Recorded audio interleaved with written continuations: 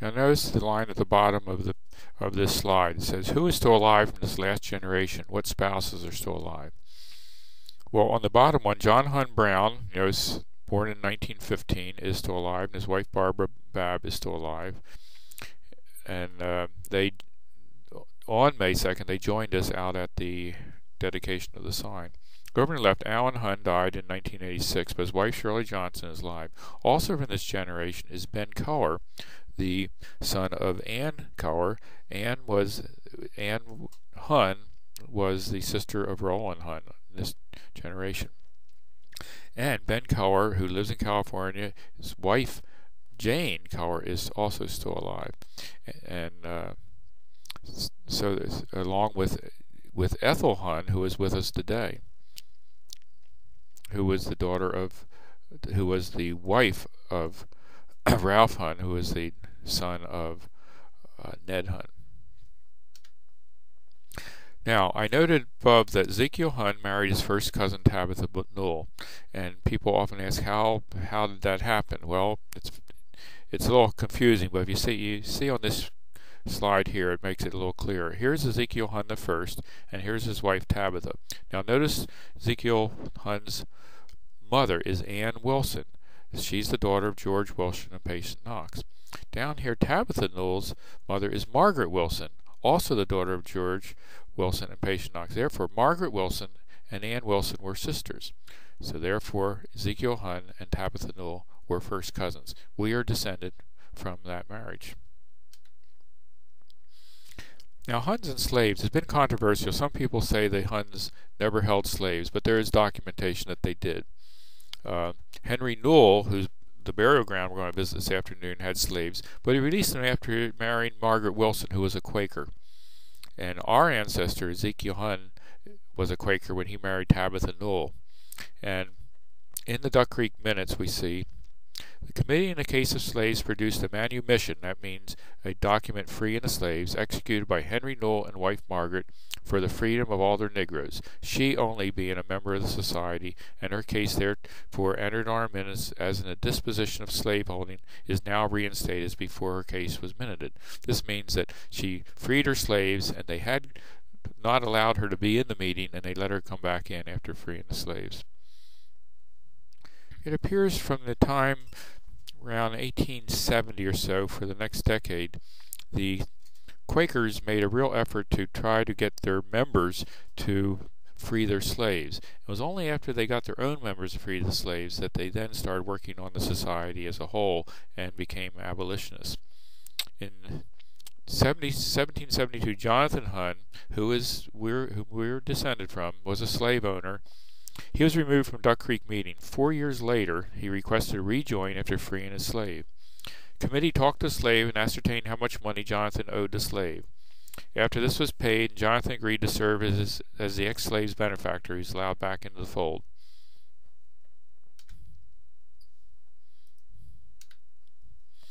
Now, most of us know about Harriet Tubman, who escaped from slavery and then went back many times to help many others escape from slavery too.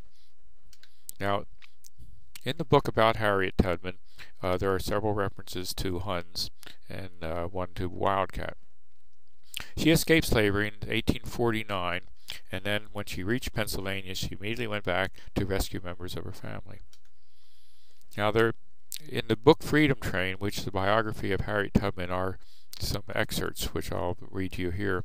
A Quaker woman asked Harriet, "Does he know Ezekiel Hunn in Camden or John Hunn in Middletown?" Now remember, these are the two half-brothers that I mentioned earlier. She finds her way to Camden and asks a woman, "Can you tell me how to find Ezekiel Hunn? His house is right over the hill. You can see the chimney from here when it's light."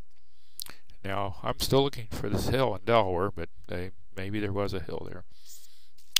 When she arrives, she is asked to sweep the walk. She thinks this is rather strange, but pretty soon becomes apparent why.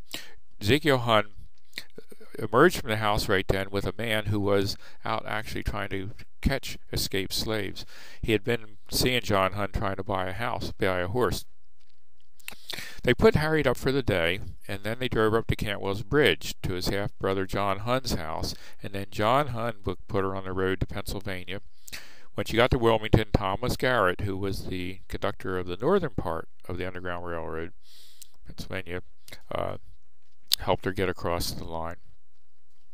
Now, as I mentioned before, there were so many freed African Americans in Delaware. It's certainly obvious that they would have helped slaves as they went north. We were often given the impression that the Underground Railroad was just something run by the whites who helped the blacks, but the freed blacks were certainly very much a part of the Underground Railroad. Now, John Hunn, as I mentioned, is a half-brother of Ezekiel Hunn, and he was the chief engineer of the southern end of the Underground Railroad in central Delaware. William Still was a freed black who lived in Philadelphia, and he recorded the stories of the escaping slaves as they came through Philadelphia. Not recording the routes because they didn't want that known, but he recorded what the conditions were like on the plantations to serve as a documentation to help end the institution of slavery. John Hunn was found guilty of helping slaves to escape and was left destitute. He then came, we think, to live at Great Geneva, which just is less than half a mile from where we are today. When he was on his deathbed, he told his son to burn the history that he had written of the Underground Railroad. The son said he would, and the father replied, "Thee intends to copy the history before thee burns it, doesn't thee?" And the son admitted that that was his intention, so he said, "No, thee must burn it right here in front of me." The son, John Hunn Jr., became governor of Delaware in 1901. This is a sign that we'll see at the Camden Meeting House this afternoon, talking about the Quaker abolitionists and particularly about John Hunn Jr. And right behind that sign is another sign commemorating the Camden Friends Meeting House, which was put up by the state. The earlier sign was erected by John Hunn Brown, who I mentioned earlier.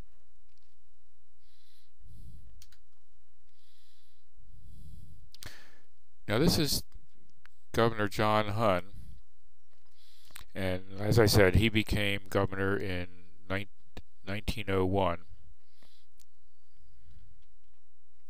This is a picture of the Camden Meeting House taken in 1908. The two women here are, one on the right is my great-great-grandmother, Lydia Sharpless Hunn.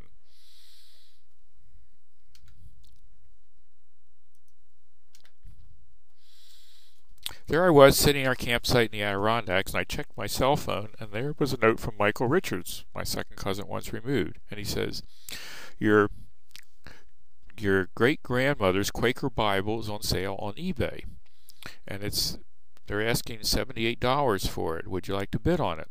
So I called Michael back. Neither of us knew how to bid on eBay, but we figured it out, and Michael went on. I told him to go as high as $150, and he got the Bible for $127. Now, I knew it was the family Bible because there was some genealogical information in there. The first entry was the marriage of Ezekiel Hunn II and Lydia, and the last entry was his death in 1902, and all this was on the internet, copied there. So the question is, who had this Bible all these years and who put it on sale on eBay? But things get even more interesting. Several years ago, I wrote to the U.S. Archives to get Ezekiel Hunn III's record from the Civil War. And apparently in 1911, he was getting a pension of $5 a month from the government for his service. Now remember, he was a Quaker, but the provost of the University of Pennsylvania said he would graduate the entire class if they would go join the Union Army in, I believe, 1863, just before the Gettysburg campaign. Well, so apparently Congress passed a law allowing larger pensions for people who still had children at home. Now remember, Ezekiel III married later. He married the girl from the next farm over, Anna Jenkins, who when he was 15, he visited the farm, looked in the crib and said, "That's the prettiest baby I've ever seen. I'm going to wait till she grows up and marry her," which he did. Well, in 1911, he was 69 years old, but he still had 3 children at home. So he applied for an increase in pension. To get the pension, he had to prove who he was and when he was born. So he presented a Bible, and the examiner wrote these words: "I have examined a Bible that the claimant Ezekiel Hunn Jr. states is his family Bible, published year 1831 by the Bible Association of Friends in America, Philadelphia. I find under the heading of births the following entry that states, to wit, Ezekiel Hunn Jr., born 6th month, 20th, 1841, and then it goes on about another Bible he presented. Well, in the Bible that I got from eBay, there is the entry, children of Ezekiel and Lydia Hunn, Ezekiel Hunn Jr., born 6th month, 20th day, 1841. So I had in my hand the very Bible that he used to prove who he was to increase his pension. And he did increase it. His pension went from $5 a month to $50 a month. It was a lot of money then.